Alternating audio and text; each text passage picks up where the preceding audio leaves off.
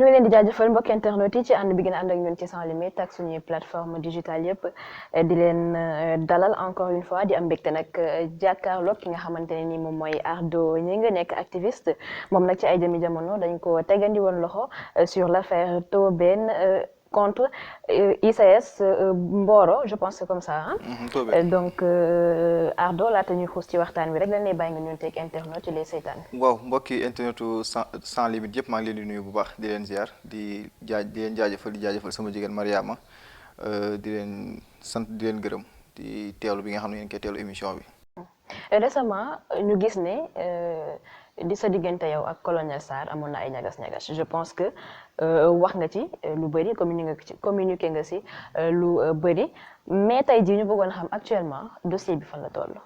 waaw dossier bi nag yóbbu nañ ko ci yoon donc ñoo ngi xaar yoon def liggéeyam le colonel Sarr nag moom xëy na am na benn vidéo bi nekk ci internet bi le fekk mu jàpp benn waaye interpellé ko saaga ko ndey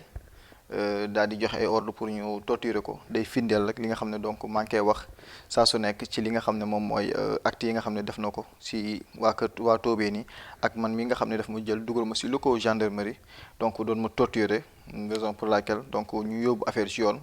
pour bañ daal mu amati fi parce que tamit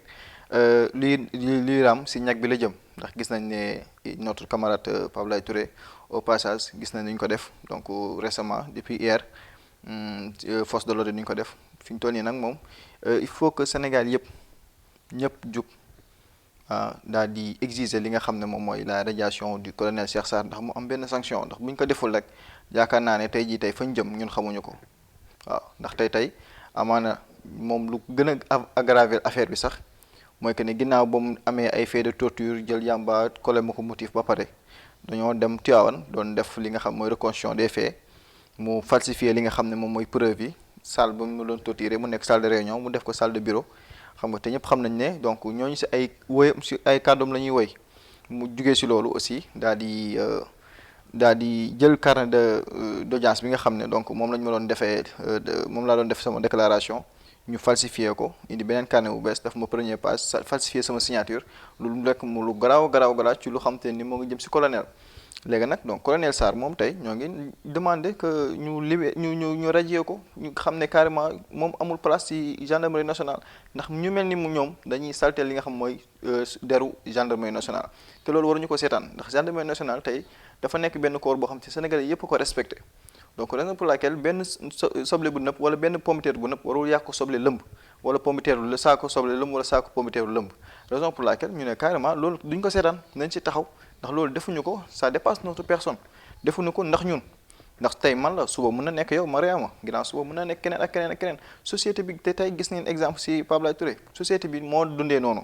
tey jii tey Sénégalais yëpp dañoo war a jug exiger pour que mbir mi mu nekk loo xam te ni yoon da ciy def liggéeyam loolu daal moo taxoon daal ñu yóbbu ko ci loxo yoon def nañ ko pare yaakaar naa ne yoon na ci def liggéeyam incha allah. am na solo toujours ci sa cas da nga wax ne ba nga demee foofu ci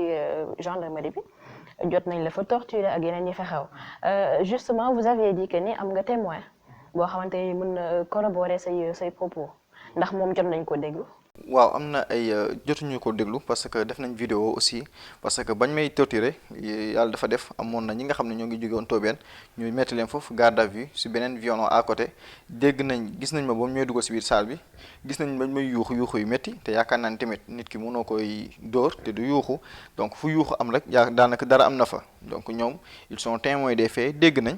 gis nañ aussi donc li leen seen bët may te aussi yemuñu si loolu kese mooy que ne caméra de surveillance yi nga xam ne tey moom moo entré woon li nga xam ne moom mooy gendarmerie bi parce que gendarmerie ay locaux yu bees la donc ñu équipé ko macha allah yaakaar naa tamit ñoom dinañ ko exploité man daal maa ngi toog di xaar yoon def liggéeyam di xaar nag bu baax yoon def ci liggéeyam bu baax parce que tey Sénégal boo laaj danaan du mujj fenn boobu nag défi la bi nga xam ne tey yoon dafa tagu seen kaw pour que ñu woy liggéey bi. dafa mel ni colonel Sarr ak ña mu àndaloon yóbbu nañ la àddu nag. parce que yuuxu yi fi tudd sànq. waaw gars yi foofu moom métti woon na trop parce que en fait am nga benn nit koo xam te ne il n'est pas résistant yoo ko xam te ne dafay xeex pour des causes nobles di xeex pour vraiment ñu libérer ay ñoñam yaakaar naa ne kooku noonu tey donc ñun ba ñuy jug amuñu arme amuñu dara dañoo jug uniquement xam nga daal di pour taxaw solliciter suñu soutien ak waa Tobène ñooñu kooku tey soo ko jàppee tey nga boole ko ay ponkal ñu jàpp ko di ko dóor xam nga te mënul fayu yaakaar naa ne foofu du yomb daal. da ngeen nangu rek ne yóbbu na la Ardo mu jeex. waaw. alors toujours ci cas boobu ginnaaw bi nga xamante ne loolu yëpp am na ñu gis ne vous avez beaucoup communiqué ci affaire bi là est-ce que c'était pas une occasion pour vous quand même de vous faire un nom parce que gis nañ ne say sorties bari na woon tamit. waaw c'est que en fait moom laa lay expliquer léegi xam nga communication bi moyen pour jàllale message bi dong la ndaxte yàlla dafa def sénégalais dañu leen déglu sénégalais dañuy déglu surtout dañuy seetaan surtout li nga xam ne moom mooy organe de presse yi tey sans limite ku fa dugg xam ne sénégalais yi tey dañ koy bàyyi xel raison pour laquelle tey donc du ñàkk mukk ci xeex bi la bokk donc du solution nag loo xam te ne tey ñoo ngi koy xaar pour que solution am ci biir ci communiqué bi ñuy def waaye tey yaakaar naa ne suñu demee ba tóobeen tey ñu leen di indil courant yaakaar naa ni tey donc sorte yi ñoon def am na ci liggéey waaye de notre personne yaakaar naa ñun boobu affaire tóobeen bi moom moo nekk suñu 6e arrestation léegi xëy na ku am 6 arrestation moom xam nga donc te yàgg nañoo communiquer ci presse bi xëy na bii dafa nekk loo xam te ni c'est scandaleux te waruñu ko bàyyi mu jàll parce que dafa nekk lu garaaw te nag négligence bi da say bëri parce que ba mu ci génnee di wax ñii gëm nañ ma ñii gëmuñu ma man nag ma delloo yàlla suñu borom. xam nga en parlant de gëmuñ la le journal Témoin daf la peinture daal di ragg ki nga xamante ne moom mooy colonel Sarr aussi. xam nga loolu da ciy am parce que dafa am ay journal yoo xam te ne tey mën naa leen jàpp ay journal dañ leen a corrompre parce que tey corrompre nit weesuwul journal Témoin ba léegi bu déggantuwuma ak ñoom tey laas avant muy bind ci article bi woo na ma téléphone mu entendre ma mais tey journal Témoin ba léegi dégg aw ma ak ñoom benn contact ñoom waruñu bind benn article lu jëm ci situation bi te entendre ñu Cheikh Sarr même la gendarmerie nationale xëy na mën nañ entendre Cheikh Sarr mais bu fi ñu toll nii may wax ak yow procédure bi jot am yëpp gis ba léegi may wax ak yow Cheikh Sarr depuis ba mu doon torturé laa gëj a gis te loolu nekk na loo xam te ne du yoon. leeral li am na solo yaakaar naa ne mën nañ tàcc pàcc boobu ñu ñëw nag ci sa domaine muy activisme bi bu ñu toppee logique gu activiste on a plus l'impression que ni da ngeen a xaw a seen démarche maanaam dafay xaw a drastique parfois est-ce que loolu du firndeel ne tey jii nii l'activiste est en quelque sorte un anarchiste. non xam nga nous sommes dans une jungle yi nga xam te ne tey ñu ngi naan tey donc à l'état de nature xam nga donc le plus fort est toujours la meilleure bu fekkee ne tey gendarme bu jàpp nit neex jàpp nit dóor ko xam nga te c'est normal tey ñun tamit xam nga donc ñoom su ko ñoo mën a wàcc yoon asama ak ñun te ñun sax ñun wàcc ñu yoon tey jii dama lay jox benn exemple Macky Sall tournée économique bi ma doon def mbooloo ba nga fa gis yëpp est-ce que demande def nañ déclaration de marche def nañ déclaration de manifestation doo ko dégg gisoo ko donc ñun rek la ñuy singli parce que ñun dañuy wax luy déranger état bi dañuy wax luy déranger li nga xam moom mooy gouvernement bi mais bu fekkoon ne tey dañoo nekk seen côté ñoom tey duñ wax loolu yéen tamit. foofu noonu est-ce que du yéen a bañ ci jëmi boppam autorité état bi. non bañ ñu autorité état bi ñoom ñooy bañ ñun ñu wax xam nga ñaar dafa am parce que ñun bu ñu bañoon autorité état bi duñ leen jàppale seen liggéey nee naa la cité naa léegi kaddu Tobène ne ñoo ngi fay indi courant te xam amaana tey bu ñu demee ba ñëw ba gis Tobène amuñu courant ñu taxaw ne Tobène amul courant ñu dem ba ñoom mën fa yóbbu courant bi c'est-à-dire que donc ñun ba ñu ko waxee jàppale nañ leen ñoom pour que ñu dem yóbbu fa courant ndax bu ñu koy boole seen bilan tey loolu seen bilan lay bokk donc ñun bañ ñu leen mais ñoom ñooñu bëggut a déglu ñoom ñooñu bëggut a dégg xam nga mais nag l'essentiel mooy que ñun suñu devoir la ñuy def mooy que ne fu population bi soxla dañuy taxaw sans aucune coloration man moom damay xeex li nga xam moom mooy activisme di am coloration politique aw ma benn coloration politique te loolu nekk na loo xamante ne vraiment lu may ñaawlu la ndax sooy xeexal population bi kenn ku nekk ak fa mu far kenn ku nekk ak fa nga bokk loolu moom vraiment donc bëgg naa vraiment ñu def ci ay leeral bu baax a baax ci milieu activisme bi ñu xam ne activisme amul benn relation ak politique partisane certes ñun activisme politique la ñuy def ndax activisme dafa bëri ay façon am na activisme religieuse comme suñu maam yi doon def am na ay activisme politique comme ñun lu ñuy def am na activisme économique tey jii Sonko lu fekk ñu rajee ko da doon def activisme économique parce que tey ci mbiram ba mu nekkoon da doon càmbar noonu lii kat donc xaalis bi fi la waroon dugg impôt ak yooyu noonu ñu jël ko daa ko loolu lépp ay forme d'activisme la ñun nag lu ñuy def mooy activisme politique lépp lu jox ne dafa jëm ci wàllum yorinu réew mi ci wàllum politique dañ ciy taxaw dañ ciy melewu wax ko kaas ko. ñu wax léegi nag ci activisme ak justice sénégalaise est-ce que mën nañoo ànd. exemple parce que bu ñu gisee par exemple cas Guy Marius Sagna Karim à chaque fois que ñuy wax dara dañ leen di jël yóbbu leen est-ce que loolu tamit warul jeex fii ci Sénégal. waaw xam nga ñoom ñoo ñu war a protéger parce que tey dafa jot say Sénégal am benn loi boo xam ne dafay protéger les lanceurs d'alerte mooy ñi nga xam ne tey ñoom ñooy lancer alerte ñoom ñooy dimbali population bi ñoom ñooy waxal population bi parce que tey ñun amuñu du salaire bu ñu am du mandat bu ñu am du dara loo xam te ne am nañ ko tey loo xam te ne tey askan wi dañ ñu koy fay loolu lan dañuy def ci si jaamu yàlla raison pour laquelle tey dama gis ne ñoom yoon si boppam daf ñoo war a protéger man daal gis-gis boobu laa ci am. tudd nga sànq lu am solo mooy rek sortie économique bi nga xamante ne ni moom le président Macky Sall def là vous avez carrément dit que ne c'était contre les mesures barrières alors que jamono ji ñu ngi ci jamonoy coronavirus on a vu aussi vidéo ki nga xamante ne moom mooy Abdoulaye Diouf Sarr mu nekk ci rassemblement di célébrer on ne sait plus quoi loolu ban lecture nga ci def tey. lecture bi ma si def mooy que ne sëgam Macky Sall si boppam le président de la République ak le ministre de la santé Abdoulaye Diouf Sarr sëgam ñoo ñëw wàcc yoon asamala keneen tey bépp citoyen bu xam ne tey dafa jéggi li nga xam mooy mesure barrière si Covid 19 rek waruñu ko wax dara moo tax bis bañ defee loolu ci la Aly Ngouille Ndiaye daal di décider pour tijji kii bi dancing parce que xam na ne donc fi ñu toll nii ñu nekk ñoom rey nañ corona bi jeex na si réew mi parce que ñoom ñoo war a censé joxe le bon exemple bu fekkee ne dañoo joxe le mauvais exemple bu boobaa y a problème raison pour laquelle tey amaana ñoom taxawaay bi nga xam taxaw nañ ko su Covid 19 bi tey tax na ñu bëri tey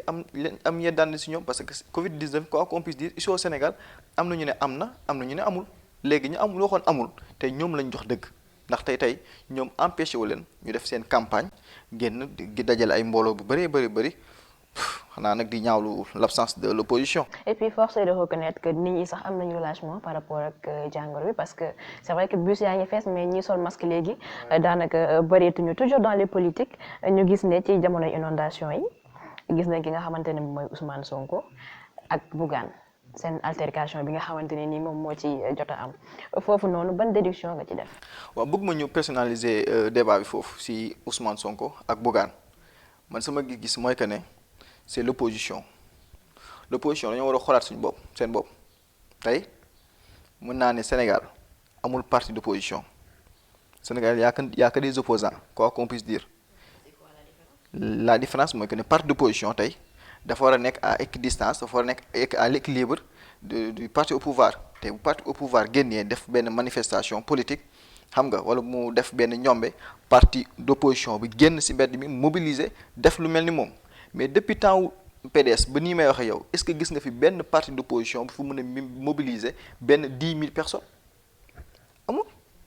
xoolal problème bu toll ni 6 000 milliards de francs CFA scandale pétrole bi bañ koy manifester fii centenaire Sonko du doon ñëw leader politique yi dañu doon ñëw mais daanoo mosu ñoo mat 10 000 personnes 5 000 personnes sax est-ce que daan nañu ko mat donc loolu bu amee on va se poser la question ban question la ñu war a poser mooy que est-ce que réellement Sénégal am nañ parti d'opposition parce que tey bu ñu nee parti d'opposition mooy ñi nga xam ne tey exemple tey comme parti au pouvoir tey Macky Sall bu dee génn def manifestation donc dëkk bi day fees dell ñëppay génn teeru ko mais est-ce que tey parti opposition bi tey bu ñu waree lu ñu war a opposé wu ñan ñooy génn ci mbedd mi toog ci médias yi toog ci réseaux sociaux yi di wax c'est trop facile opposé wu nag donc kenn ku nekk mën nga toog nga opposé wu fu mu la neexee mais soo demee ba nga ne yow da nga yor sa benn parti d'opposition da nga ko war a wane sur le terrain noo koy wanee sur le terrain mooy que ne le Sénégal a besoin de sentir l'opposition une opposition forte tey jii tey ma jox la exemple lan moo freiné li nga xam ne moom mooy mouvance su aar la ñu bokk du ko gën a freiné lan la da ngay gis Ousmane Sonko dernière sortie bu nga xam te ni génn na ko si aar la ñu bokk si manifestation yi day ñëw si manifestation du fa fekk lu mat 2000 personnes ana waa Pastef dañuy toog seen canapé yi di jàpp cette TV ngeen jégal ma di jàpp si chaîne yi en direct dañuy toog seen canapé di ko jàpp en direct di commenter si en live bi on vous soutient on est derrière vous loolu taxul ñuy wax parti d'opposition te opposition bi tey man lu may faral di wax saa su nekk ñun activistes yi dañoo war a nekk à équidistance te nu ñu mën a dalee si kaw pouvoir bi ne pouvoir bi tey lii mu def teg ko si yoon te noonu la ñu war a dalee si kaw opposition bi ne opposition bi kat lii la askan wi di xaar si ñoom ndaxte tey dafa bëri ay combat yoo xam ne tey opposition bi dañu ko war a opposition bi dañu ko war a mooy que ne tey comme mu tudda naa léegi si pétrole bi 766 milliards yi opposition bi lan lañ ci am génn di wax mais ba léegi nii gisoo kenn koo xam te ni taxaw na génn ne day jàppale waa kii Kër Massar yi pour ñu def organiser benn manifestation tey bu doon temps Ablaye Wade la est-ce que loolu dañ koy sentir ndax moom day génn PDS ñëpp génn ñu génn manifester loolu mooy parti d'opposition mais nekk un opposant c'est facile toog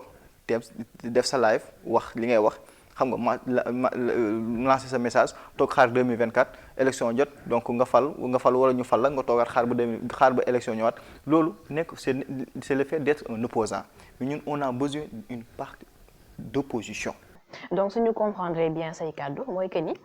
opposants yi lu ñu manqué mooy benn masse boo xamante ne mën leen accompagner ci seeni combat. C'est ça. Cette mais masse là critique. c'est pas le problème en fait des opposants mais problème peut-être askanu Sénégal la ndaw yu Sénégal est-ce que ñoom dëggantaan bu ñu leen woowee ci xeex bi ci champ de bataille bi dinañ am courage wàcc ànd ak opposants yi daal di mener combat bi est-ce que foofu tamit du problème askanu Sénégal ci boppam ñoo amul conviction ci li ñuy wax. waaw loolu lépp dafay tourné wu si problème de leadership bi nga xam ne ñoo koy incarné ndax tey amaana askanu Sénégal bi nga wax ni tey donc ñoo fi nekkoon ñu xam te ñoo gën a ñu fi nekk tey ji sax tey y a les médias y a les organes de presse xam nga en ligne Sénégal ñu bëri tey ñoo ngi suivre les informations xam nañ lu xew mais dañoo am koo xam te dafa taxaw ñemee comme Ablaye Wade daal woon dagal kaso mais bu fekkee da nga bëgg a nekk un opposant ba pare da nga ragal kaso yaa ngi dégg lu bëggoo ko la jàpp nga da ngay bëgg a toog di opposé wu toog sa canapé di opposé wu loolu c'est trop facile ñoo ngi félicité nag parti Pastef loo xam te ni def na ko si VAP bi yaakaar naa ne mu nekk lu am solo trop parce que tey donc loolu dañ koy xaar aussi si li nga xam mooy parti opposition yi xam nga donc tey mën naa ne Sénégal tey ñaari opposition moo fi am mooy l'opposition bavarde ak l'opposition silencieuse mooy le camp de Idi exemple parce que tey quoi qu'on puisse dire loolu boo waxee tey Sonko li muy wax di nga ne Idrissa Seck waxul ça veut dire que ñaari opposants yooyu ñoo fi nekk mais donc dañoo Sénégal tey dañoo sentir population sénégalaise tey dañoo war a sentir li nga xam les partis d'opposition waruñu xaar ba élection jot pour ñu mën leen di sentir si mbedd mi dañ leen a war a teel a sentir dès l'instant nga xam ne scandale yu bëri moo ngi xew 94 milliards yi ba léegi wax ñu ci li si jëm ay Tahirou Sarr di may ay 1 milliard si Covid 19 si société bu mel ne Sénégal donc loolu lépp du yoon raison pour laquelle tey ñoom dañ leen population Sénégal dañ leen war a sentir. Vous avez parlé d'opposition silencieuse et bavarde. Là, je pense que c'est une façon de caricaturer. Bu ñu waxantee dëgg. Et puis, on a dit que ni dañuy statuer profil du chef de l'opposition xëy na tànnaguñ ko nga xamante ne moom mooy Idrissa Seck mais moom la ñu jàpp ne war na ko mun nekk loolu noonu ndax jàpp nga ni war naa mën a ne wala ay waxi kese la. waaw xam nga lu ma wax rek statut chef de l'opposition bi xam nga. dafa nekk loo xamante ni tey ban njëriñ la ban jeexital la war a am ci askan wi ban jeexital rek lan la war a changer askan wi day tax askan wi ñu lekk ba suur day tax askan wi ku feebar wala faju day tax askan wi jàng seen jàng baax day tax askan wi tey ñu war a bañ a dugg dëkk ci inondation bi ban jeexital la war a am ci askan wi ban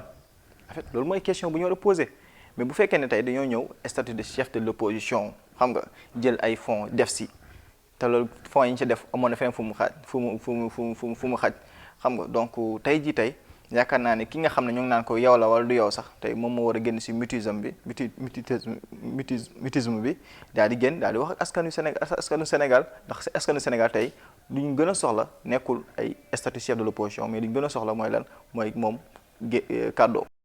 kàddoom la ñu gën a soxla d'autant plus que y en a qui soutiennent que ni jamono ji loolu c'est pas une question qui est urgente parce que am na ay problèmes yoo xamante ne mu ngi fii ci Sénégal comme problème inondation yi yoo xamante ne war nañ koo mën a régler tantôt vous avez aussi fait allusion à une opposition bavarde.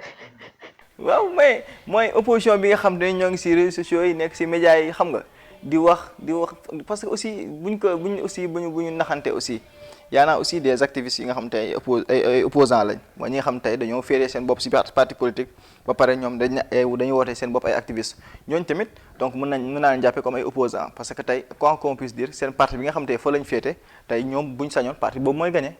bokkut ak ardo bi nga xam ne tey kii gagné kële gagné yoonam nekku ci moom da en tout cas na askan wi mën a nekk ci situation yu baax na askan wi mën a nekk dans des conditions vraiment bien quoi ñun daal loolu moo ñuy soxal te askan wi tamit loolu lay xaar ci ñun. yaakaar naa ni am na solo je rappelle que rek ñu ngi toog ak ki nga xamante ne moom mooy Ardo Gningue nekk activiste Ardo mi nga xam ne colonel Sarr moo la yóbbu Ardo. waxtaan wi am na solo. bu fekkee ne amul leneen loo bëgg a yokk rek. donc xanaa di sant population sénégalaise bi donc di leen jaajëfal encore une fois di wax ne ñun benn ennemi lañu am mooy ce sont les entreprises étrangères yi nga xam ne tey dañoo ñëw suñu réew exploiter suñu réew exploiter suñu suuf si nangu suñu suuf si ba pare exploiter suñu koom-koom ñooñu ñooy suñu ay ennemis tubaab nag dafa ne l'ami de ton ennemi est ton ennemi raison pour laquelle tey bon gouvernement bi fi nekk à l'occurrence la Macky Sall mënuñu ko jàppee comme un ennemi mënuñu ko jàppee leneen lu dul un ennemi parce que c'est l'ami de nos ennemis ñun nag suñu ay ennemis ma répété waat ko mooy ñi nga xam ne ñooñu ñooy société étrangère yi nga xam ne dañu fay ñëw di exploiter suñu suuf exploiter suñu koom-koom ñooñu ñooy suñu ay ennemis te l'ami de notre ennemi c'est notre ennemi waaw. Est-ce la légitime de dire que ni par exemple profil Sonko donc moo leen gën a arrangé parce que si je ne m'abuse moom jot naa réfuté yi nga tudd sànq mooy exploitation suñu ressources yooyu yëpp noonu yaakaar naa ni moom bokk na ci nit ñoo xamante ne nii bëri na lu ñu décrire loolu est-ce que tey jii nii mën na jàpp ne c'est le profil qui conviendrait. waaw xam nga loolu c'est à la population sénégalaise d'y répondre yaa ngi dégg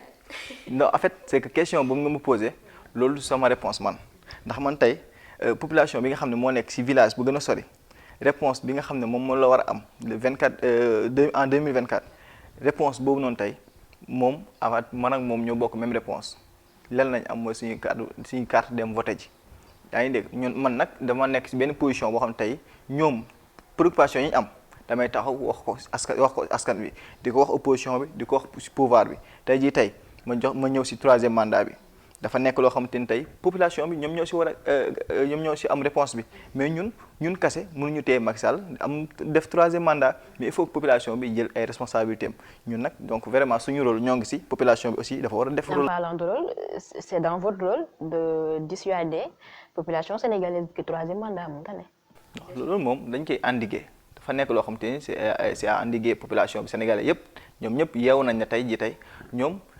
amul kenn koo xamante ni tey. war nga taxaw di man li may gën a jaaxal Sénégal xam nga la Macky Sall képp ku wax ne Macky Sall amul droit def troisième mandat Macky daf lay dàq léegi képp ko xam te ne tey ñoo ngi gis ay Mayru Ñing am ñoo ngi gis Mayel parce que tamit Mayel tamit moom war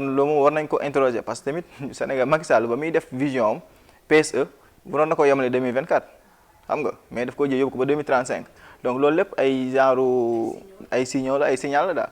léegi ci kaw loolu nag man gis naa ne tey képp koo xam da nga génn ci médias yi di wax naan Macky Sall am na droit def troisième mandat bëgguloo réew mi jàmm yow guerre nga bëgg ci réew mi da nga bëgg yóbbu ci réew mi ci kaw parce que tey dañoo war a jàng ci li nga xam ne moom moo ñu xewoon ci 2011 ci 23 juin mooy que ne y avait 13 personnes qui ont perdu leur vie à cause du troisième mandat léegi nag population Sénégal ñoom ñoo war a jël seen ay responsabilités ndax ñiy génn ci médias yi naan ay Macky Sall war na def troisième mandat ñun dañoo bëgg réew mi bëgguñu réew mi jàmm ñooñu nag dañoo war a dal seen kaw loolu daal laa ko gisee population Sénégal daal ñoom nañ fexe Macky Sall ni muy dalee ci kaw ñi nga xam ne dañuy taxaw ne Macky Sall warul am troisième mandat Macky dal seen kaw ñun tamit nañ am suñu fulaay suñu fayda képp ku génn ne Macky Sall dafa war a def troisième mandat population bi dal sa kaw. yaakaar naa ni am na solo ñu bàyyi la rek nga joxe say kàddu yu mujj. waaw xanaa di sant sénégalais yi bu baax di sant sama waa kër di sant waa Tivaouane bu baax a baax waaw di sant sama ay frères sama ay mbokk ñoom Mao Dieng xam nga képp ku dëkk Tivaouane mouvement citoyen aussi maa ngi leen di sant bu baax di leen gërëm seen taxawaay ñu si mel ne mouvement yépp daal ku lim juum waaw di sant bu baax a baax waa Sans Limites ndax seen déplacement bi tey nekk na lu am solo te yaakaar naa li ñu fi wax dina nekk luy jëriñ askan wi incha allah.